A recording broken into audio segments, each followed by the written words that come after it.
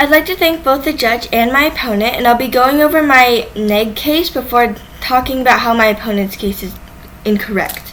So, time starts now. Cooper 2012 states that the opponents of reparations have a legitimate case in which they said that there's no single group responsible for the crime of slavery, there's no single group that benefited exclusively from slavery, only a minority of white Americans owned slaves, whereas others gave their lives to free them.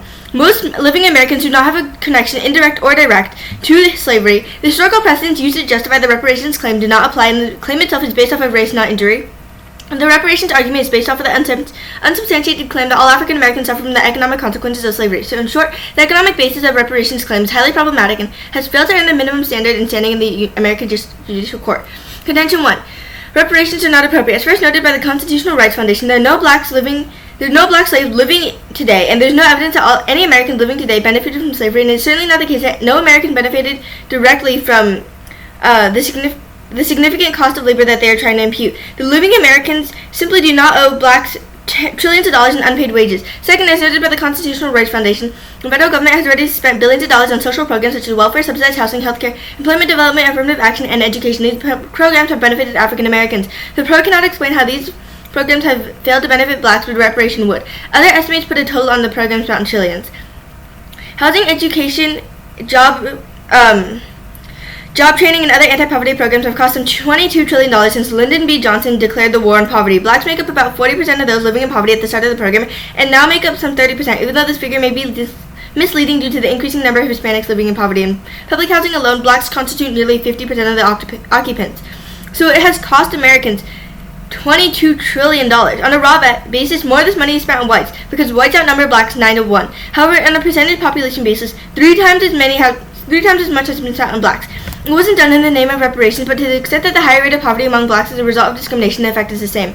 Contention 2. Alternative actor. Why should the United States government pay in the first place? The money that the U.S. federal government would be giving away would be the taxpayer dollars that the states pay.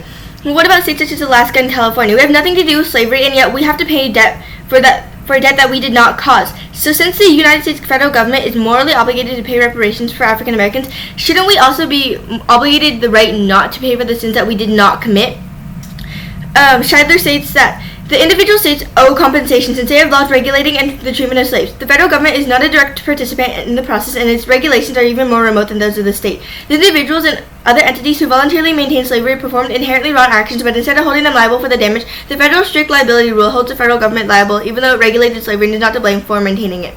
So the U.S. federal government has done more than enough, and instead individual states and entities must pay reparations. This leads to my third contention, feasibility. Referring to my first and second contention, it is proven that the United States does not have enough money to pay reparations to just African Americans alone, let alone all minority groups that have suffered in the past and present.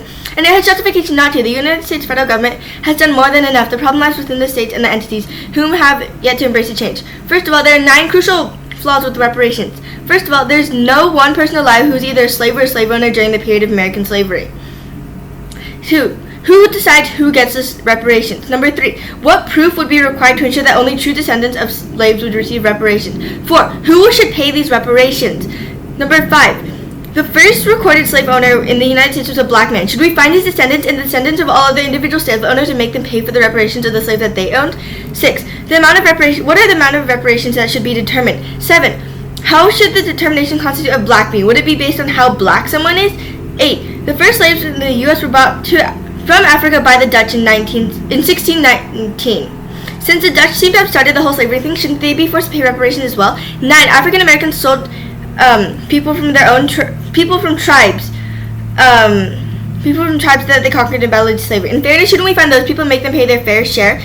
So this shows that since it's economically impossible for the United States to pay reparations to just African Americans, needless to say, all minorities have suffered. Therefore, unfeasible, meaning that the AF has lost its debate. Contention 4, they do not want the money. Even African Americans are divided over the fact that money can compensate for the vestiges of an evil institution that ended 150 years ago. Only 60% think that the government should make cash payments to descendants of African American slaves.